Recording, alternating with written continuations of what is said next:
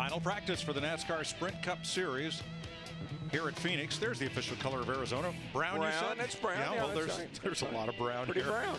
Especially when it's 84 degrees out and the track temp is a egg cooking. 120 degrees. Yes, it is. And the forecast is not a cloud in the sky all day.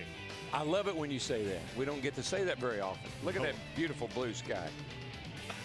All right, we've had one practice session so far, and the fact that Denny Hamlin won practice and Mike McDowell was second, let's toss those times aside because they were on mock qualifying runs, and everybody else was pretty much working on race runs for the longest segment of this race tomorrow that is going to be run in full sunshine, just like we have now. Yeah, I mean, that first 2 hours, that's what you're working on, trying to get your car set up where it'll drive good, and now you're going to go out here and see how fast it'll go.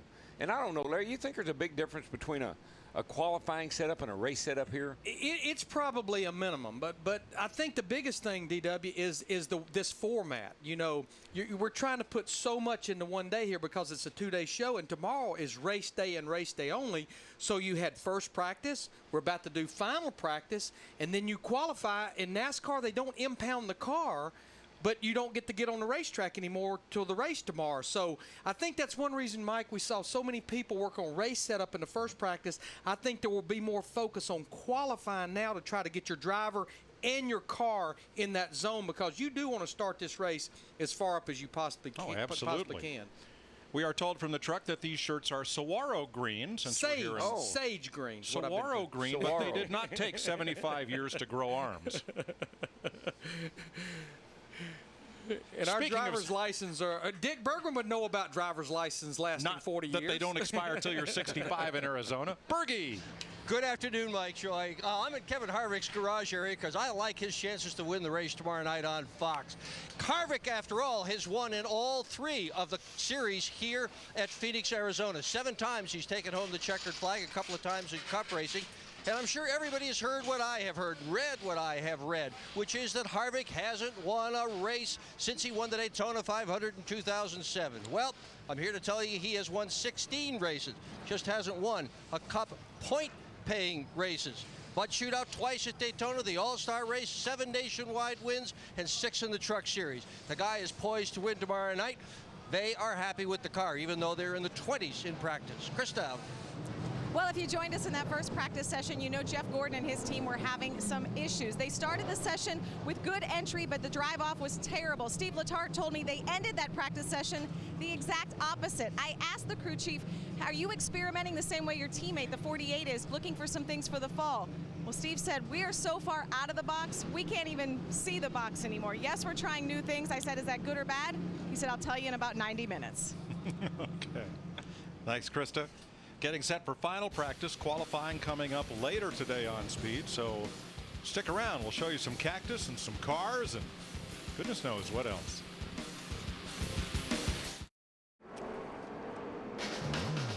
Speed's coverage of NASCAR Sprint Cup final practice from Phoenix is brought to you by Sponsafire. Visit ToyotaRacing.com. Click on to design it, then enter it. And by Toro. Count on it. Regan Smith is the first car to take to the track as Denny Hamlin gets a little ice in the desert. That's the absolute best thing you can do. Keep that swelling down. That keeps the pain down, and that helps the healing. So if that car goes out, looks like Casey Mears may be in it. I know one thing. This old racetrack laid here for about 30 minutes, and she is heated up, and she must be pretty slick because these guys are slipping and sliding all over the place, and certainly nobody's making any qualifying runs, but those times are way off of what we had in the first session. Yeah, they're almost a second off of the opening lap times of session number 1. Truex quickest, and this man, Carl Edwards, was second, now third, fourth, fifth. Okay, 31, 32, 33. Now arriving. Allmendinger was quickest, now second to Jeff Gordon, now third. But yeah, now fourth. We really don't know who's put fresh tires on, but you know, we had a lot of laps in the 27-second bracket, and the fastest right now, Tony Stewart, a 28:08. See how long that holds up. Gone, Jamie Mack. Tony is second. 28.06. Jeff Gordon is third. Kurt Busch pops into fourth. The Dinger is fifth. Now Jamie Mack is quickest. But you know what I like what I'm seeing, first of all, is McMurray was quick in the first session. Right. He's back here quick again. Kurt Busch was quick in the first session, back in the top 5 again. Probably the guy that made the biggest improvement is Jeff Gordon, because he was down at like 24th. Yeah, I'd say Gordon and Tony Stewart Maybe popping up there in the top 5. Big change. And now Kurt Busch moves to second fastest. Stewart to third, Gordon fourth. Kind of similar look to what we had earlier in the day here right now. I don't think anybody's full-blown qualifying yet, though. Now, Stewart attempted a practice qualifying run. Boy, and about the same thing happened to him on that practice qualifying run that we just saw right there in 1 and 2. He actually spun it out over in 3 and 4 late in the practice session. Didn't hit anything, though. If you ever see Tony Stewart drive a late model at Eldora, being a little loose doesn't bother him one bit. No, not at all. But I think whatever happened there bothered him, because he brings her right back to the garage area. Yeah, well, I might add, this isn't Eldora. And it isn't dirt. Kurt Busch second quickest. As Darrell mentioned, Kurt was right up there in the top 5 in that first practice session with this 2 car. A lot of fingers being pointed at this car even before that first practice, that this could be the group that ends the Hendrick dominance on this 1 mile racetrack. Here is the 6th fastest driver, Joey Logano, passing Kevin Harvick. Sam Hornish is 7th. Ryan Newman, Carl Edwards, and Kevin Harvick are the top 10 right now. But when you talk about the 2 car and maybe the car that can end the dominance of the Hendrick cars, you got to be able to perform on the racetrack with those guys, but you also got to be pretty sharp on that pit box, yes, too. you do. If you're going to beat them. Ryan is 8th. Okay, 9th. Forget it. Matt Kenseth just popped into the top 5. That dropped Newman to 9th. Who among the quick cars is not in that top 10 right now? Krista? Kyle Busch coming back in after that first run in this practice session. He said his exit is junk, just too loose. He is. That's why he's 20th. And with qualifying being later on this afternoon, and with the race starting late afternoon, ended at night, what crew chiefs, engineers, and drivers are trying to figure out, how much is the racetrack going to tighten up? How much do we need to tighten it up, but how much is the racetrack going to tighten up? Larry, what was that thing they had on top of the 18 car anyway? Looked like a vacuum hose. Cooler it's for to the blow driver? cool air in there on the driver during practice, I think is what it is. That's weird. I don't care what you say. That's just weird. It's a gonculator.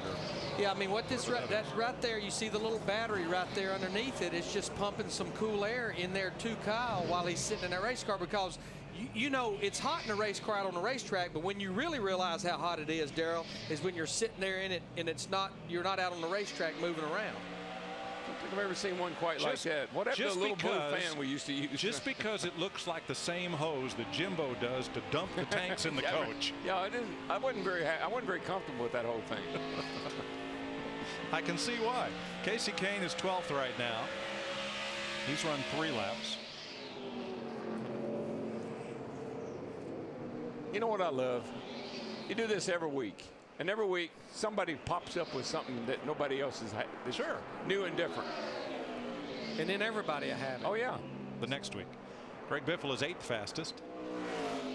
Most of the time, it's right after a Formula One race has been on TV. Now, Greg Biffle's teammate, Matt Kenseth, he's at the top of the charts now as far as speed in that 17 car.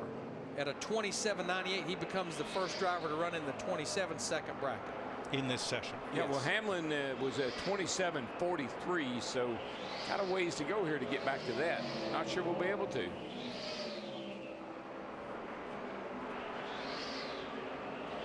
Now, we showed Casey Kane a while ago. Casey's got a birthday tomorrow. He's going to turn 30 years old. A couple of members of our NASCAR on Fox team, Matt Yoakum, had a birthday yesterday.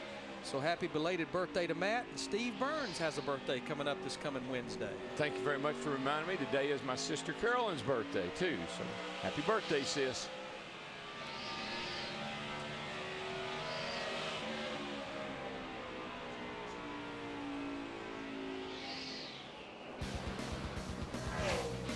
Let's see, 30. That'd be the new 20, wouldn't it? Probably. or whatever that means. That's going to be so cool. They announce an item a day that's going in the Hall of Fame. I was just reading about Ned Jarrett's 1993 blazer that he wore on television calling his son's victory in the Daytona 500. One of Richie Evans' race car that Richie got his last win in the modified series. I mean, there's just Darrell's Mountain Dew Buick. There's just so much to see and do in the Hall of Fame, even in advance of the inaugural class going in May after the All-Star race. Tell you another beautiful car that's on that Glory Road too is the K&K Dodge Wing Dodge, number 71. That is a piece of work too, buddy. Harry Hyde, Robert G., Dale Jr.'s grandfather. He did all the work on those cars. A beautiful car. Here's the 71. Well, today is 71. It's driven by Bobby Labonte. Yeah, Bobby is struggling in this practice. He's 37th quickest, and he was not all that fast in that first 2-hour practice, 43rd quickest, but he's locked into the show. Don't even have to worry about the championship provisional. This team's in the top 35 now. You know, we talked about guys that repeated being up at the top of the charts from the first practice. Local Michael McDowell, right now, he's 4th quickest in that 66 car. Yeah, he's run his 2 laps for this practice, and he's all set. And there is the 55 that McDowell drove last week. Dave Blaney is in it now as they try to game the point system for Prism Motorsports. And the fastest car on track, just taking fastest lap honors away from Jimmy Johnson, was Brian Vickers at a 27.75. So it's starting to come on down, but you saw Dave Blaney in the 55, normally in the 66. Both cars are outside the top 35, but the 55 is a little higher than the 66. They feel like they may race Blaney a little longer here in Texas than McDowell. Michael Waltrip will race the 55 at Talladega should rain be in there on qualifying day. They want to make sure Michael's in a car that has as many owner points as possible. I don't know who the exterior decorator is on the 2 car, but I'm just not crazy about those yellow wheels. I know they go with the yellow along the bottom of the car, but how about it, Dick? What are they got any comments about their yellow wheels? They don't have any comments about the yellow wheels, but we sure can't tell you that Kurt Busch has had a great start to his 2010 season. Already he's won a pole, he's got a win, he's led more laps than anybody else, no DNFs, he's 6th in points, and things are going very well for him here also. They just made an anti-roll bar change in the nose of the car. Before that, during the break, they had changed some things in the right front. Busch liked that, and he has had some good runs recently here at Phoenix. 3 races, 2nd, 3rd, and 6th for his last 3 runs. You know, one advantage to those bright yellow wheels, I was just looking at that 2 car. If you notice, the front ones are almost not yellow anymore. They're just about black. Steve Addington can visually look at those bright yellow wheels and say, hey, Mr. Driver, you might want to back off those brakes just a little bit. We're using an awful lot of brake. So many, wheels are, like yellow wheels and blue wheels and chrome wheels, and even on the Red Bull car, you got black ones on the front, red ones on the back. Ooh, talking about wheels. There's a wobbly wheel on the left of Denny Hamlin. It's kind of a shaky. I've never seen anybody get in quite like that, but it looked like it worked for him. He looks like he's got it down pat, getting in and out of this car. He's gingerly lowering himself in there. Yeah. Oops. Oh, the seatbelt was underneath though, and you had to pull it out. Montoya, right about, he was 28th or so in the first session. He's 25th right now. That's what he was, 25th in the first. Surprising when you think about how quick McMurray is. That that Montoya is struggling just a little bit here.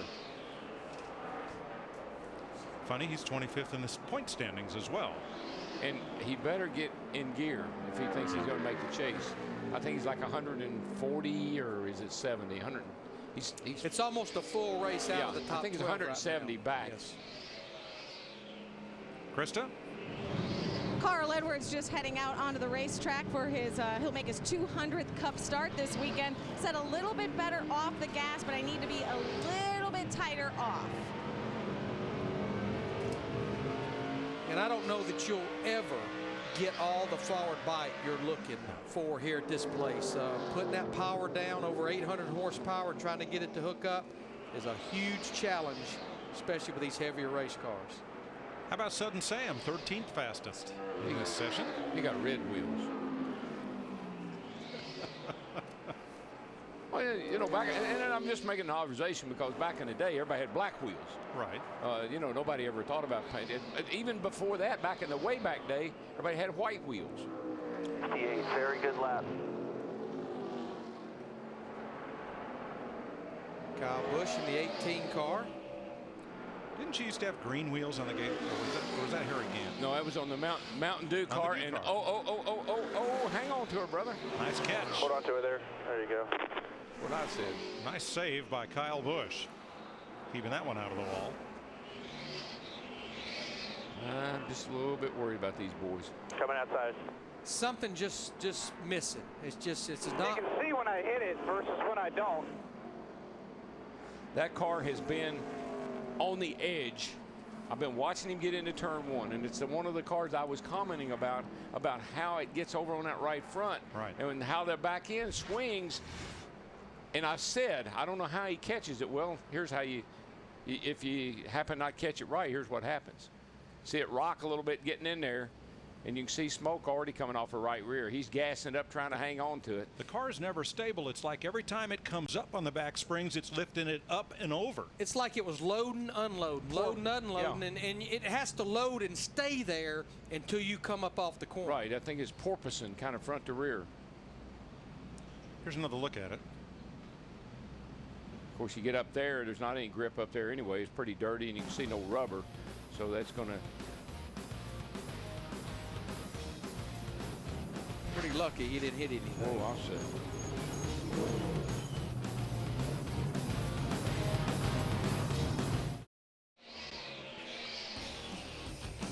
Here's the speed chart, topped by Brian Vickers. Look at Marcus Ambrose up there in third. Robbie Gordon to seventh. Now, Robbie kind of turtled around in the first session. Boy, they found something. Tell you what, those He's in the top 10.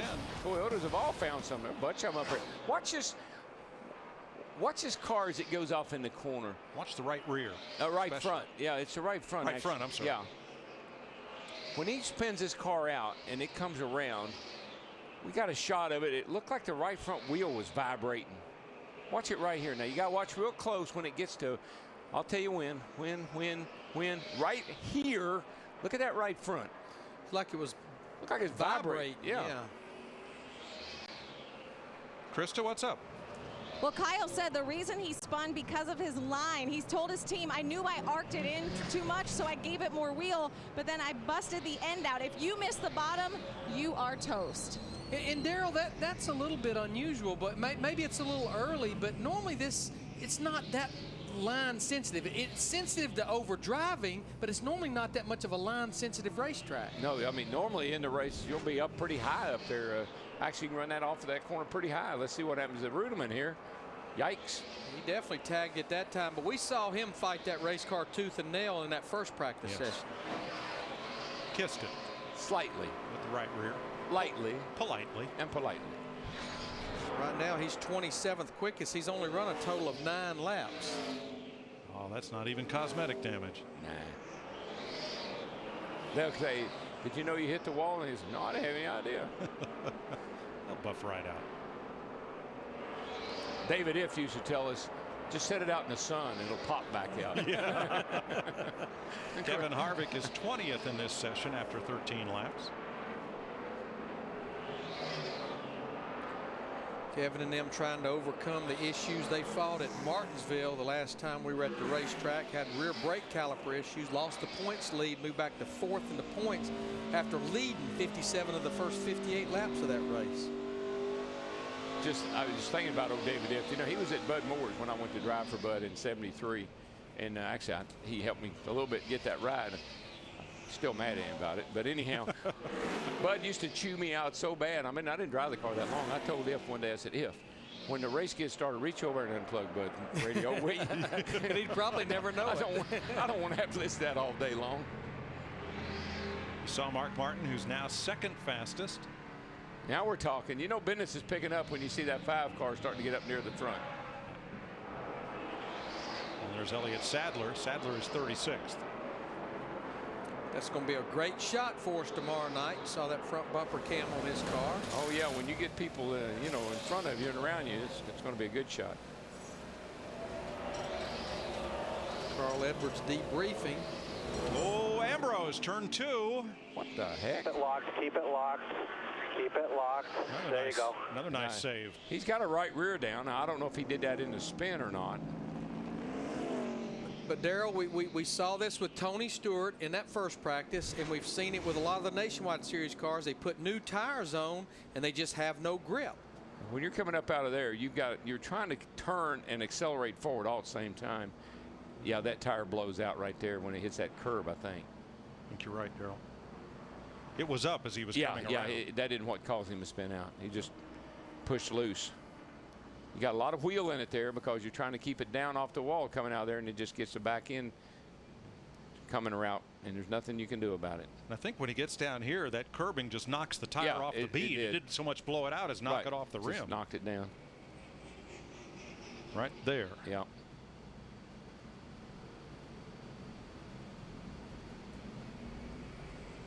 He's got at least a couple of flats on that car.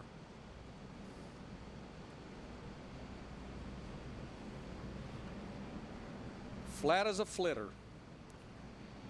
What's a flitter? It's pretty flat. He's got chrome wheels.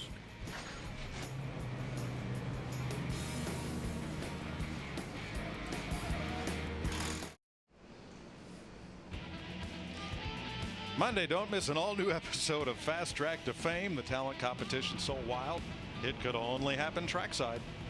Fast Track to Fame from Phoenix. Monday, 8 p.m. Eastern, only on Speed. With special appearance by Jeff Hammond as one of the judges. Oh, boy. What the word on the street. Oh, boy. I feel sorry for those contestants. Judge Hammond. They going to have a gavel with him? Let's see. Is this Rudiman or Ambrose's team right here? I believe that's actually that's David Rudiman's. Yeah, Rudiman's team. It's Rudy Tooty. Bergie. Mark Martin has hopped out of his race car, and he is quite happy with the car. He said it's pretty neutral. The only problems they're having, loose in, loose out, little tight in the middle. He attributes all of that to the slickness of the racetrack right now. And, of course, it's going to be so much different tomorrow night when we get toward the end of the event. And Mark knows all about the end of the events here. Last year, he won the spring race in Phoenix. Yeah, did it from sitting on the pole. Mike Larry went down to Mark's open house last week. What a sweet deal that is. He's got his little Ford dealership down there. The fans, it was just a fun day. And Mark treats everybody that comes down there, I mean, just like they're all kings, you know. He really does a nice job of that whole thing. So if he leads 36 laps here Saturday night, he will be the all-time lap leader in Sprint Cup racing at Phoenix. Krista.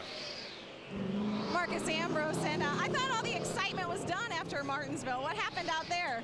I just looked at, we're running pretty good. We're top 5 in the timesheet there, and we're getting a little free off. I thought I could manage it, but obviously I couldn't.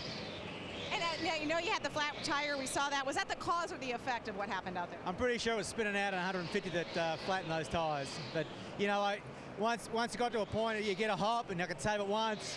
Second time, it started to go around. I thought, you know what, I just got to lock this down and try and spin it out. So we did that and kept the car relatively straight. Whenever you spin like that, all you want to do is keep it off the fence. Well, I was going to say, you have a great sense of humor because that's what you told your crew. Hey, guys, I kept it off the fence. I asked them if they wanted a tire sheet too, but they didn't find that very funny. Thanks, Marcus. Yeah, tire sheet. temps, flat. Not good. Now, Dale Jr. in the first practice spent a lot of time in the top 5, but so far he's run 13 laps in this second practice, and he's not yet in the top 25. This was a good racetrack for him a few years ago. Got a couple of wins here. He's actually led a total of 460 laps at this place. Well, here's one race here, about 4 or 5 years ago. He had a car that nobody could stay with. Wore them out. Drove by them all going into turn 3 like they had the brakes on.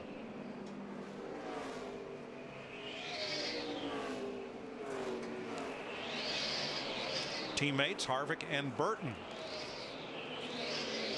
making some laps. Kevin is 22nd right now. Jeff is 35th in this session. I know we were talking in that first practice about the 2-car, and Kurt Busch could put an end to the Hendrick dominance here. I wouldn't keep my eye off this 31 car because when you look at his last 18 races here, no finish worse than 15th. He's always at the end and actually finished second here at the Jimmy Johnson in the fall race. Jeff Burton had it all figured out at Martinsville last week, but for the last 50 laps. Yeah, he definitely had one of the best cars on the long haul. Yeah, well, that flat tire, you know, I mean, that tire started going down, and they tried to ride it out, and there were just too many laps to go, and he cut that tire down, got in the fence, and that ruined his day. But certainly did set up for an exciting finish. It did do that. Yeah, Burton led 140 laps at Martinsville. Kyle Busch, 4 wins at Phoenix in NASCAR's National Touring Series. So happy for him last week at Nashville. I know that had to mean so much to him, even though he's won so many races, to finally get that win as a driver owner of driving his own truck. I was telling somebody, they asked me about that. I said it's like if you're the father of a son or a daughter, and they kick the winning field goal, or they hit the winning basket, or they hit the home run. There's so much pride and so much excitement when it's your own. Now, you know, your brother's kid might do that, or some other kid, and you're happy for him, but it's not the same as when it's your own. I think the best thing about that whole race was the guitar made it home in one piece. Yeah. I don't think there was going to be any busting that guitar. No. Very special. David Stremme may have just brushed the wall. Now he just laid down the 8th fastest lap of this session. I think it's more than a brush. Those right side tires are pretty scuffed up. See what happens here. He's coming up out of the under power, and yeah, that's hit pretty it good with lick. both ends. Yeah. Pretty good lick. Yeah. Takes a little paint off the safer barrier, but Stremme goes to 8th momentarily. 5th on this last lap. Yeah, he even picked up on the next lap. It seems like what we saw in the first practice and now this practice, when you go out there on new tires, I think a lot has to do with air pressure. The second lap is much quicker than the first lap. Now Scott Riggs is 4th quickest, so he's the fastest of the Go homers right now in the number 90. McDowell, Nemechek, and Robbie Gordon all look to be in good shape from this practice, with qualifying coming up later on this evening right here on Speed.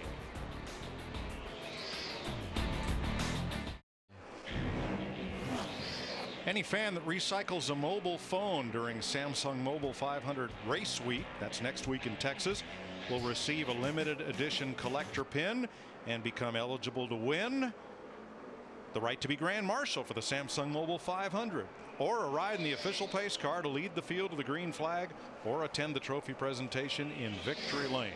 For more information, go to TexasMotorspeedway.com. I'd take the ride in the pace car. How about you? I mean, that's a cool. That's fun. Leading the field around there to take yeah. the green flag. It'd be pretty exciting.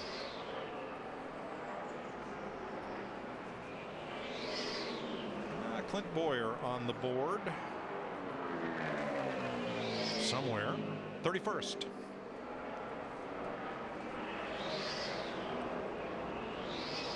He's run 12 laps in this session. And this is where actually he made his very first career Sprint Cup Series start for Richard Childress Racing back in April of 2005. Talking about Clint Boyer.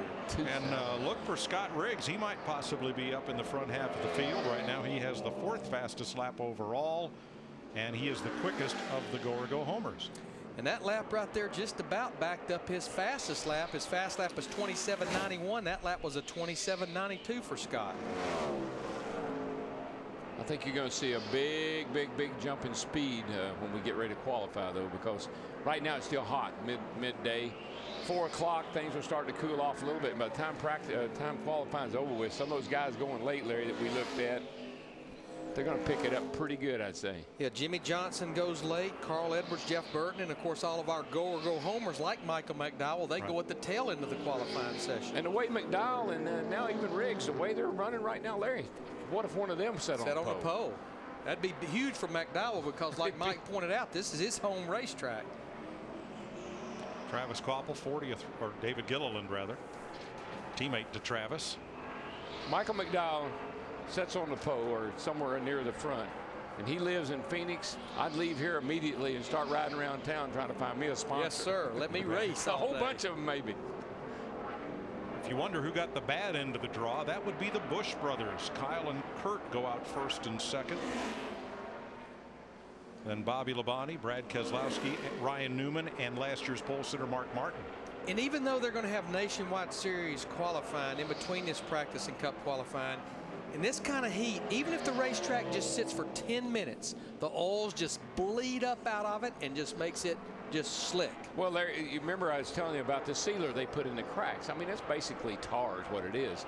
And when it's being run over like the cars are now, it kind of pounds it back down in there. But after it sets a little while with the sunshine, it lifts it right back up a little bit. Minutely, but enough that you can tell it. Enough that you don't really want to go out first. No, you don't. No. This is where you want to go as late as possible. Plus, there's a point in time there when that sun is going to be right in your eyes. So that could be another factor as to, you know, who gets a break and who doesn't. Yeah, this time of year, you almost get a double hit on the sun. You get the sun as you kind of come through turn 4 onto the straightaway, and then you'll get a little bit of it going down into turn 1. But I think the most of it will be as you pick up the throttle coming out of turn 4 onto the front straightaway. And as to the question of why don't we just move qualifying to after sundown, well, there's a nationwide race to be run this evening. Krista? Want to tell you guys a little bit about what Juan Pablo Montoya is feeling inside his race car, other than being extremely hot, by the way. Entry, loose, and then you think it's deceiving, he said, because you think you're okay to give it a little bit more wheel, and then it steps out. The last run, it was better, he said, but the track is just so loose right now with that heat. And also, he said the car is very sensitive to that right rear leaning over, which you guys have been talking about all day. It amazes me how tight these garage areas are. You just look at the guy in the Valvoline uniform, he almost can't even jack the 43 car up because it's so close to the 42 car. Close neighbors. Always like that. Especially if I was by somebody that was running real good. I mean, tell Hammond, now when they jack that car up, look there and see where he's got his trailing arms. Oh, yeah. See where he's got his track bar. Jamie McMurray has run 24 laps so far, the second of which was his fastest in this session. He's at a 28.06, 28.64 that lap. Allmendinger. He's going to be on trackside tonight. Very entertaining young man. Junebug, he's checking everything out. He looks pretty serious. He didn't get the memo on shaving yet. Here's our Toyota track description of the 1 mile Phoenix International Raceway. Look at, even the bankings are different at both ends of the racetrack. The straightaways are different. The turn radius and length of the corners are different.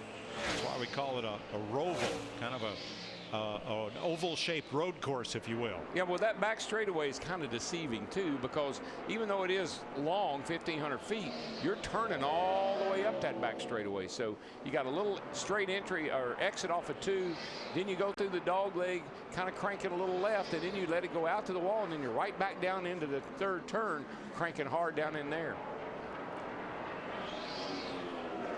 Denny Hamlin's first lap on this run was a 28.28. He is the fastest at a 27.71 right now.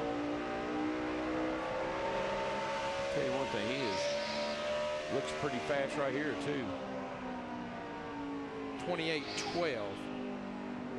Don't think this is fresh tires on this 11 car, because that's obviously about 3 or 4 tenths slower than his fastest lap. But the track continues to gain heat as we go later into this afternoon. So that's a great handling race car, though. I mean, look at him. He's not working the wheel much at all.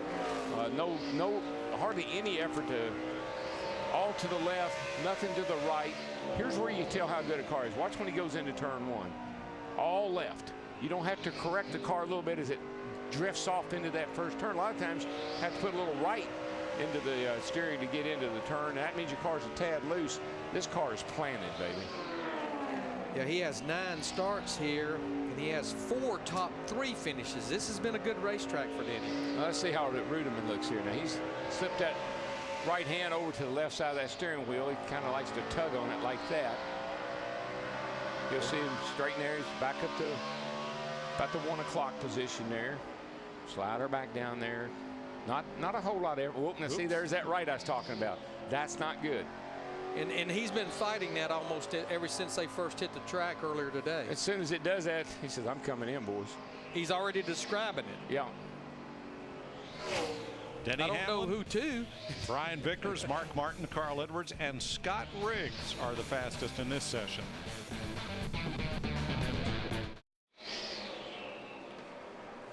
Sprint brings you what's happening inside NASCAR on the Now Network. Mark Martin has the trouble turn 2 as Mark Martin has the fastest lap of this session.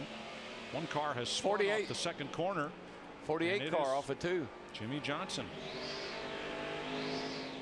It's easy to do over there, man. When you get the car free enough to turn through the center of 1 and 2, you're just a little too free when you come off. No contact. You'll see him come up out of that hole. You got a lot of wheel in it right there. Once the back end starts around, there's not a whole lot you can do. But he's almost right in the tracks of Marcos Ambrose, who spun a few minutes ago in that 47 car. I think, Larry, what we're picking up on, though, is what you mentioned a couple of times. I believe these guys are putting tires on, and they're just not hooking up that well on the first lap or two. No rear grip at all. Didn't look like it.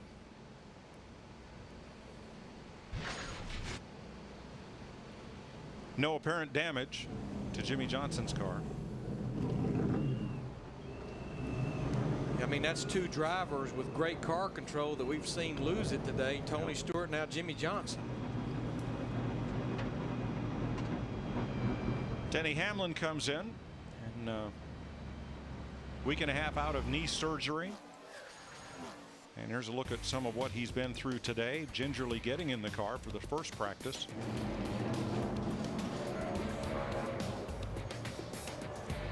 And Dick Berggren talked to Denny this morning about his knee and about his recovery. Dick? What Denny told me, Mike, is that the real problem he's having is bending the knee. So when he gets in and out of the car, if you look at our pictures, you see that he's keeping the knee virtually entirely straight.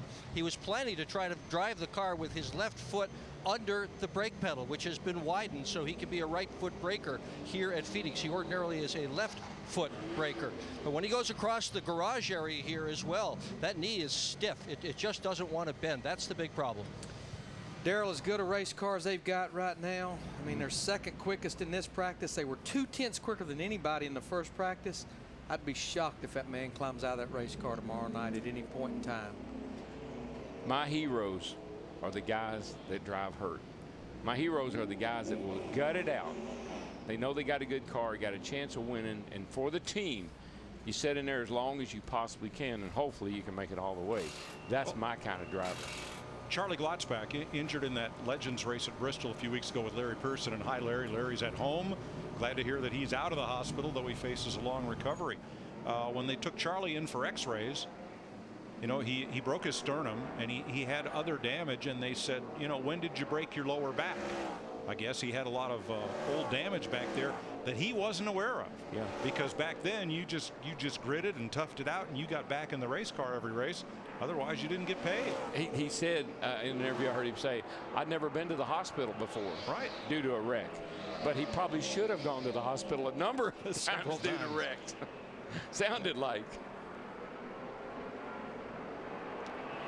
It is theorized that Richard Petty once raced with a broken neck because he crashed, did not wish to go to the hospital for x-rays because he was afraid that if they found he was injured, he would miss races.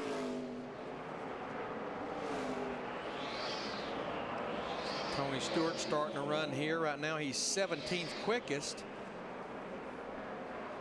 Somebody else that we saw spin out a little bit earlier, Tony Stewart. You don't see that every day. No. Now we've seen Jimmy Johnson. You don't see that every day. Right now, this 9 car, we always look at our scoring monitor and we look at the left side and the right side. The right side is honestly the wrong side of the scoring monitor to be on, and that's where the 9 car is at right now. 27th quickest. He's run a total of 19 laps. I'm not sure what's going on with that little ride. I expected them to just really be much better than they are, particularly here today. Well, they came out of the box strong. You know what? They won the Gatorade Dual qualifying race at Daytona. Ran well in the Budweiser shootout. Had a great car in Atlanta and got shuffled out on a restart. But yeah, ever since we left Atlanta, at least through the short tracks, they've kind of just been an also-ran. Car looks tight. I watched him down in turns 1 and 2. He's up the track quite a bit compared to most everyone else. Let's see where he goes this time. He's trying to hug the bottom. Gets a little too tight right there, and it takes off up the hill, and you can see him fighting it, trying to get it back down. Just looks like the car is way tight, no front grip. And that's why his times are 0.3 of a second slower than the quickest cars that are on the track right now. Looking at a couple of cars there, Terry Cook and Max Pappas in the 13. That'll be a couple of guys that has to qualify on time. And right now, based on our practice sheet, Terry Cook would not be in. Max Pappas would just be inside fast enough to qualify for the race. We've got a lot of our go or go homers, Mike. I think we've got 5 in the top 10 right now. And going back to Jimmy Johnson's spin, we're told that he was on sticker tires, just as you theorized there, that car broke loose. Here's your top 10. We'll be right back. What the heck was Stewart doing?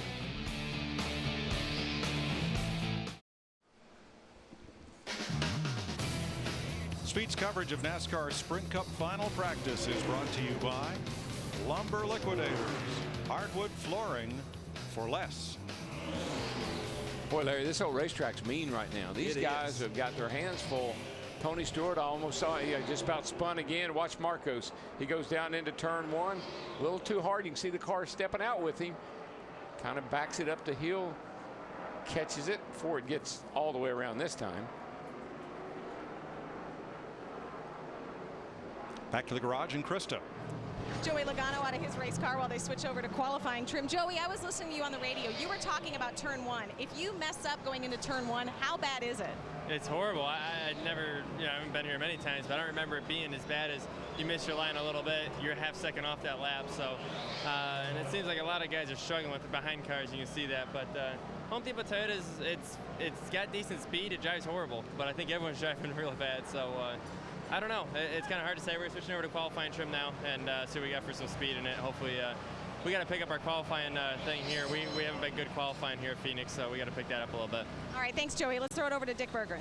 Well, Greg Biffle is sitting in his car in the garage. He took a deep sigh when he finished that last run, which was a mock qualifying run. He had been 21st on the board. That run put him 5th. But I think about everybody I am listening to is concerned about the lack of grip that they've got on the racetrack right now. It is very, very slippery. And key to recall, key to remember, is that tomorrow night, the money part of the race, the most important part of the race, is going to be late in the evening. When it's dark, they're going to have a very different racetrack, and there is zero practice for these Cup guys with track conditions like they'll see at the end of tomorrow's race. This may be a perfect weekend, like Greg Biffle, like Joey Logano, to be doing double duty and get a little track time on this racetrack tonight in the Nationwide Series race. Yeah, there are 12 drivers doing double duty. Biffle, Mike Bliss, Kyle Busch, Carl Edwards, David Gilliland, and Kevin Harvick, along with Keselowski, Logano, McDowell, Menard, Nemechek, and Sauter. Those are the double duty drivers. Add Clint Boyer, so 13. Now, Mike, what you're seeing here as the day wears on. Now, early on this morning when we first started in that 2-hour practice, knee felt pretty good. Probably wasn't bothering him much. But as the day is worn on, in and out of the car a few times, you can see now starting to have to ice that bad boy up a little bit. Probably swelling a little bit. That'll put a little extra pain in that knee. Are you surprised that he's run so many laps today? Yes, I am. Particularly after Casey got in the car and was as competitive. I mean, was running very similar lap times to what Denny had been doing. I think I'd let him do all the leg work today. And pardon the pun, but especially they don't seem to be struggling with that car. If they were struggling, you could see them making laps, but they seem like they've been pretty good since they unloaded the car. Only thing they're changing is drivers. That's about all I've seen them change. I did get word they are changing the front anti-roll bar right now. Remember, nobody wins practice. So yeah, I would think I'll sit up here and keep my thoughts to myself because I'm not running that race team or that race car. No, I am a little surprised. Elliott Sadler back at it. He's 40th on the board. He's run 24 laps in this session. What you'll learn, or what I've learned through these experiences, is you take your licks.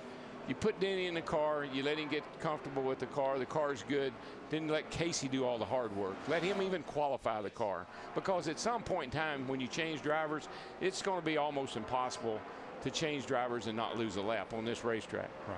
And so you're going to get out of the car. If you know you're going to get out of the car, just go ahead and get it done. Whoa. Right, Darrell. But with the new rules, as we watch A.J. Allmendinger, there is little risk of making that change because you don't have to fight to the front for the lucky dog and get the free pass. You can use the wave around on a caution. There are a lot of things you can do now to get your lap back that were not options before. Yeah. And you know, there's another new rule that kind of affects the driver change in staying on the lead lap. You know, before, once you got the driver in there, just speed leaving, because the penalty would be tailing the longest line. Right. Now the penalty is they're going to take that lap back that you stole by speeding leaving pit road. So there's a few things involved here. Well, and also let's think about this pit road. It's a very difficult pit road to pit on if you're in this turn down here. Your best chance of changing drivers and not losing a lap would be in that number 1 pit. So if you say, okay, Denny can probably get a little bit more out of the car than Casey can, just from being comfortable knowing the car and everything else, that might be the method to the madness. Well, you know how to get that last pit box, don't you? Sit on the pole later on this afternoon. Sticker on the stop. Yeah, like Martinsville, this pit road extends all the way around into turn number 2.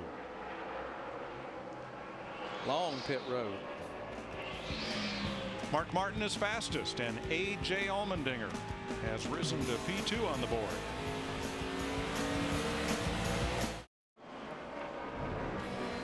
Tonight, as NASCAR duels in the desert, everyone, including Owen, is fired up for the ultimate Friday night house party. David Rudiman and A.J. Allmendinger stop by trackside tonight at midnight Eastern, only on Speed. Dick Bergman. Jeff Burton, to win the race tomorrow night, you've got to be around at the end. Jeff Burton has started 21 of these Sprint Cup races and finished every single one of them. How'd you do that here? I guess I'm lucky. You know, for me, you know, I'm really excited about the extra distance tomorrow night. I think it's going to really change the race, but we've been okay with it. How will it change the race, Jeff? We don't know, but we know it will, because I mean, whenever you add laps to the race, with this many competitive cars, it's going to make a big difference. You know, you'll have a chance for more cautions. You'll have a chance for another long run. So we don't really know how it's going to impact the race, but we know it will. We're not quite where we need to be yet with the Cat Chevrolet. That's why we waited so long to switch over to qualify. But we're, you know, we're just working as long as we can on race trim, because we're just not where we need to be, and we just needed to keep getting more and more information. So I think we'll be okay by tomorrow night. We haven't found it yet, but we'll be okay tomorrow. All right. Last spring, he tied his year-long best finish right here at Phoenix. And Dick, he got a great qualifying draw. Of the 35 drivers that are locked in the field, Burton will go out 32nd. Yeah, that's it's definitely where you want to go, just as late as possible in this session. Well, based on where he is in practice, yeah, he'll need a little help, because he's a 39th on the speed chart right now, so he's going to need the weather to play into his hands. Marcus Ambrose has the 12th fastest lap of the day. He's run 19 laps. One of them backwards. Oh, yeah. So I guess we don't count that. But it's pretty amazing the way that car has been driving and the way it's been looking, that he can be 12th quickest in this practice session. I love it. The term that these guys use, I don't know, it just popped up all at once. The car has a lot of speed in it. You know, I never heard that before up until last year or so, and now the guys talk about we have a lot of speed. They don't say they have a fast car.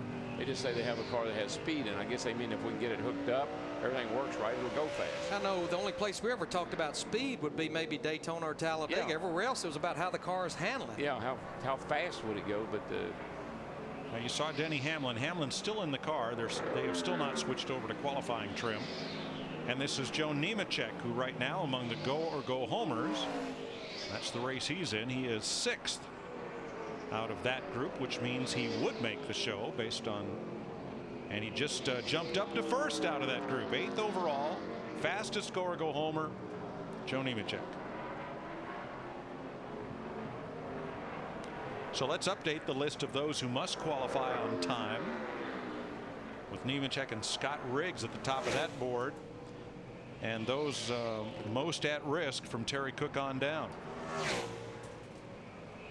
Robbie Gordon, Dave Blamey in good shape, David Stremme, and McDowell. Larry, just a little bit worried about our 48 buddies. They're back there in 17th spot. Jimmy hadn't seemed to be very happy with his car. You know, he had that spin, and Gordon's back there. He's 22nd. He's not happy with his car. And it looks like Gordon is maybe doing some race trim stuff, because he's run 22 laps. But when I look at that 48 car, he's been out 3 times. He's only run a total of 6 laps, which tells me that's probably practice qualifying runs. And Junior's 34th or 33rd. But then you got Mark Martin that's on the at quick time. So Got 3 cars not so hot. Got one that looks like it's got a shot at maybe even winning the pole. Now you see in that outside group cars waiting to make a mock qualifying run. On the inside lane are the Nationwide Series cars waiting their opportunity to qualify, which will also happen this afternoon. Now Jeff Gordon is on a Q run, we're told. He's run 23 laps so far and is 22nd fastest.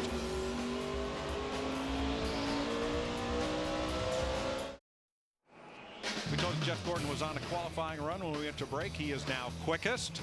Look at Kyle Busch has popped up into the top 5 along with Denny Hamlin. Robbie Gordon is now the fastest scorer go homer. He is 7th with Nemechek 9th.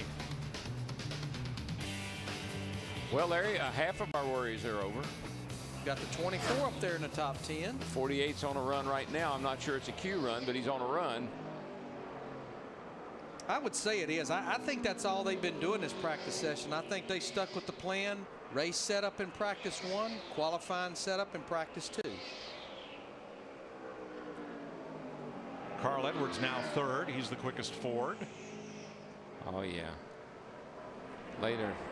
He laid her down in there that time. That looked pretty smooth. Yeah, this is a qualifying run, we're being told. Coming up out of the hole, nice and straight. 27.97.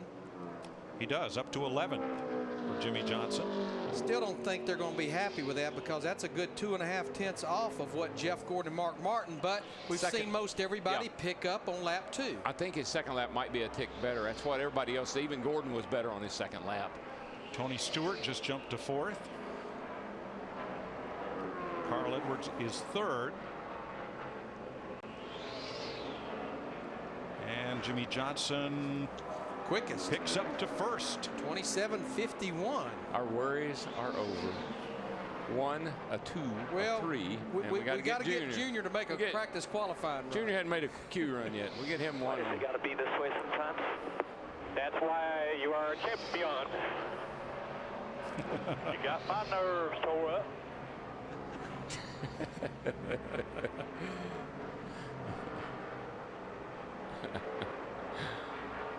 I think we'll see that 88 car. I think he's a little bit better than 34. I think so too.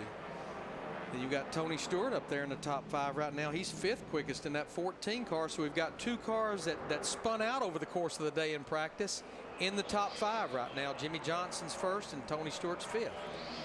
The fastest Ford is Edwards right now in 4th. The quickest Toyota, Kyle Busch, is 7th, and the fastest Dodge is Kurt Busch, 14th. Matt had been the fastest Ford most of the day. Right now he's 23rd, and he jumps up to 12th.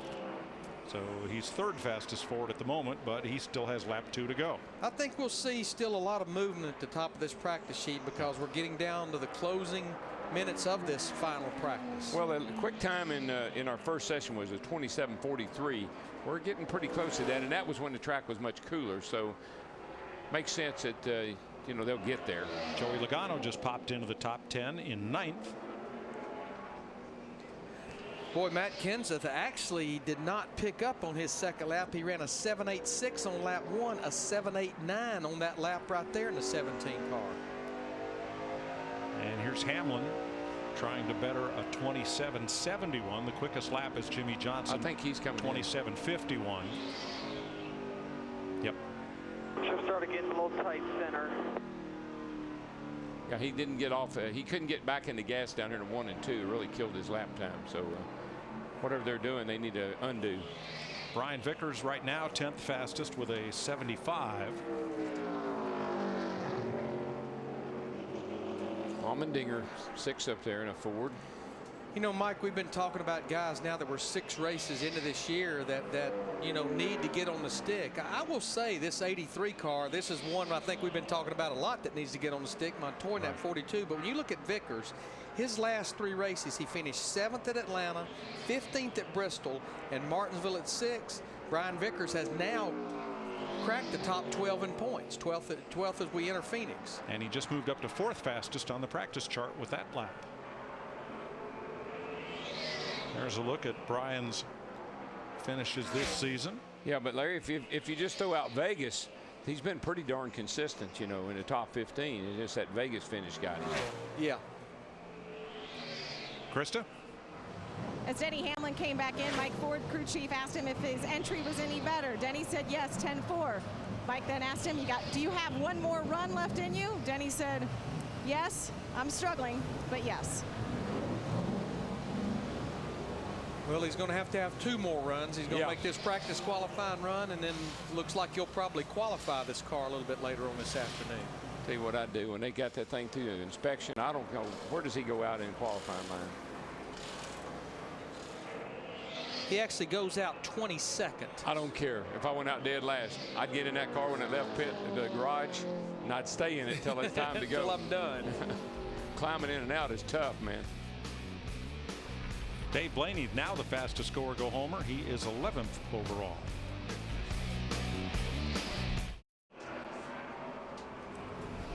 Tomorrow, the Rolex Sports Car Series rolls into Alabama. Brian Frizzell looks to get even with Memo Rojas. And Mazda hopes to continue to dominate the GT class. Don't miss the Rolex Sports Car Series live from Birmingham tomorrow at 1:30 Eastern, only on Speed. Here's Darrell's favorite group, the Spinners. You got it.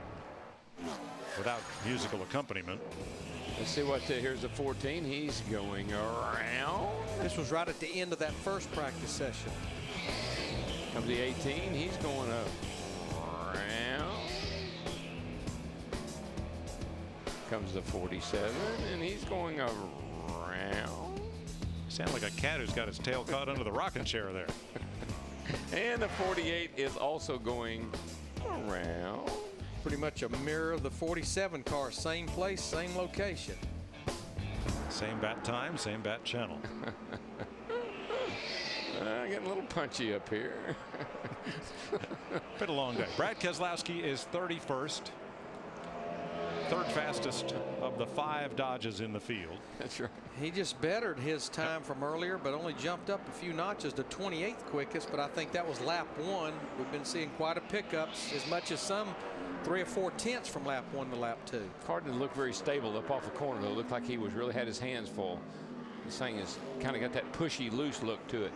Back in the gas, it pushes out of the gas a little, and the back wants to step around like that. Yeah, that's not a happy. Wow. Not a happy car. It's a nice save there. You're fine. Not a happy car. Go down back. Not a happy car. Not at all. He almost went into the abyss.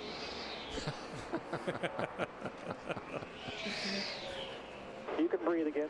You must remember this. While we were watching this, Greg Biffle, the 16 car, he goes to the top of the charts at a 27.50. So a Ford up there now. And that is close, very close to the fastest lap, not just of this session, but of the day.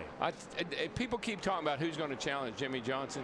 This guy in the 16 car is somebody that I've been really keeping a close eye on, and I believe he's the best Roush car, and I believe he's also the guy that could do it. You know, one thing I noticed, look at his windshield. They already are preparing for that sun when they go to qualify, anticipating that it's going to be right in his eyes when he comes off of turn 4 on the front straightaway. So Biffle fastest, Brian Vickers up to 3rd. Joey Logano is 6th on the chart right now. What a lot of these guys look like, they're playing like pitch and catch with the car. They turn the wheel, the car catches, and then the back jumps out and they catch it. It's just like they're just not steady through the corner, not solid. Dick Berggren. Well, a lot of people have taken 2 laps in their qualifying trim, but Biffle said his car was just plain too loose to try it. And boy, if anybody can hang on to a loose car, it's the Biffle. So this thing must have been really loose. Well, so that even makes that lap more amazing. Is everyone's second lap has been quickest, and that was only 1 lap on Biffle. But you know what, Larry? They can adjust that air pressure just a little bit. Maybe let a little air out of the right rear tire, tighten him up a little bit so he can run that second lap, pick up a little more yet. Terry Cook hoping to make the show, but he needs to find some speed and get past Max Pappas and Mike Bliss to work his way into the show. As we mentioned earlier today, Autism Awareness month of April. Clint Boyer has jumped up to 6th, and here is Dale Earnhardt Jr. trying to improve on. He was in the 30s. Pretty and is now, tight, trying to turn down in. now he's climbed up to 12th with that lap.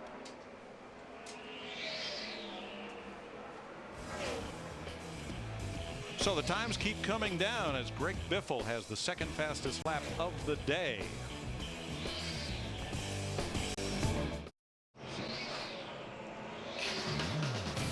Speed's presentation of NASCAR Sprint Cup Final Practice from Phoenix is brought to you by Napa. Napa know-how.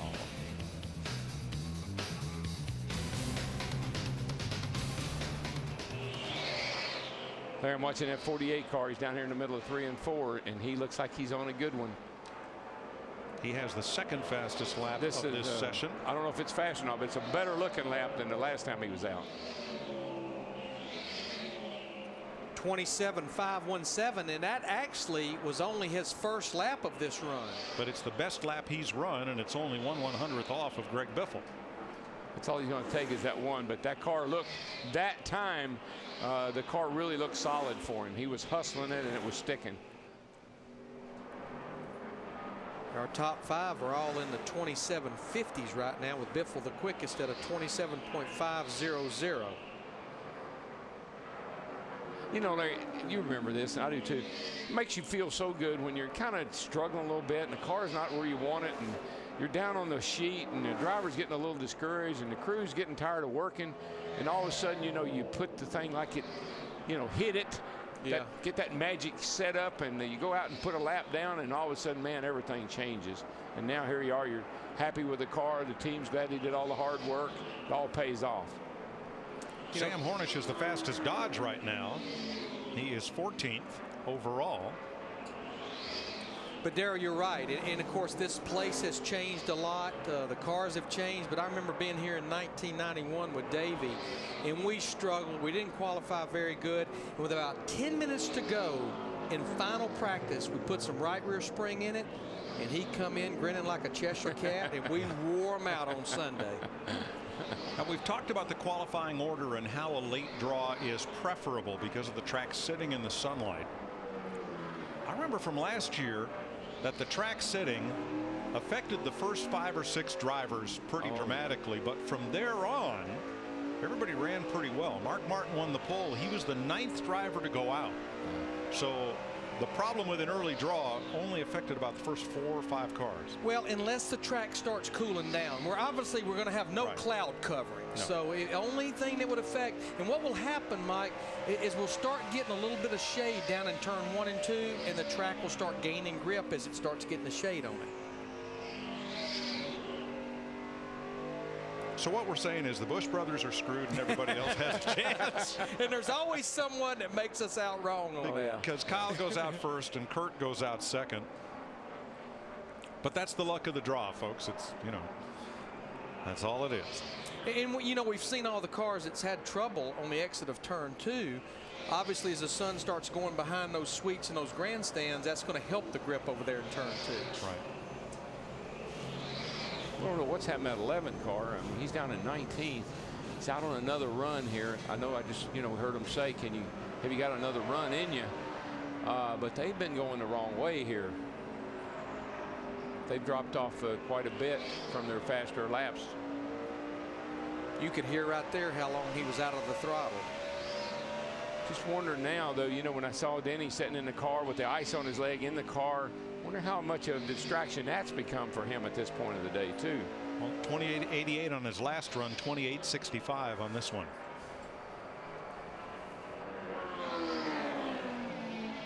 We're late in the session. Greg Biffle remains fastest over Jimmy Johnson, Brian Vickers, and Tony Stewart.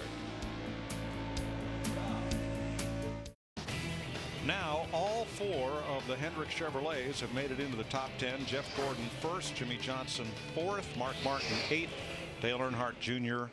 9th. Yeah, Gordon's lap is the fastest lap turn today. We'll have to see how this works out, but you've got to say that 24 car has made the biggest recovery of the day, because when that first practice started earlier, they were in trouble, and now here they are, the fastest lap that we've had all day long. Well, and we were talking about the Fords. You got a couple of those popped up there in the top 3 too, with Allmendinger and Biffle. Allmendinger, one of our little trackside guests. Yes. And Brian Vickers fifth, the fastest Toyota. Kurt Busch is once again the quickest Dodge. He is 15th. Mr. Jeff Burton just joined the top 5 club. 4th quickest for Jeff in that 31 car.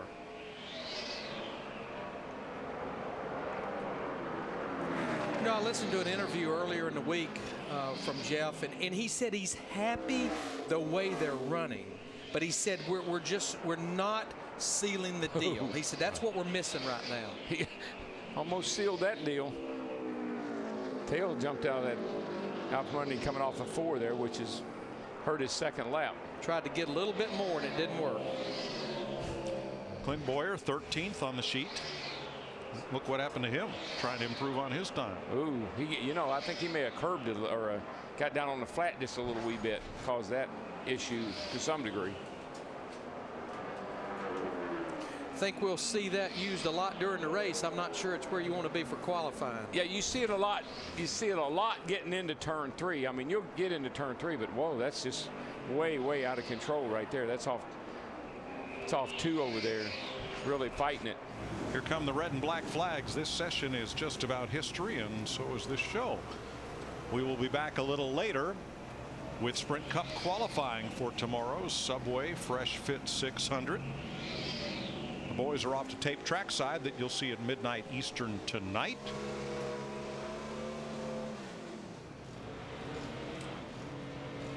And it looks like Jeff Gordon is going to win this practice session over A.J. Allmendinger, Ryan Newman, Greg Biffle, and Jeff Burton. Qualifying later today. Next, Monster Jam from Atlanta.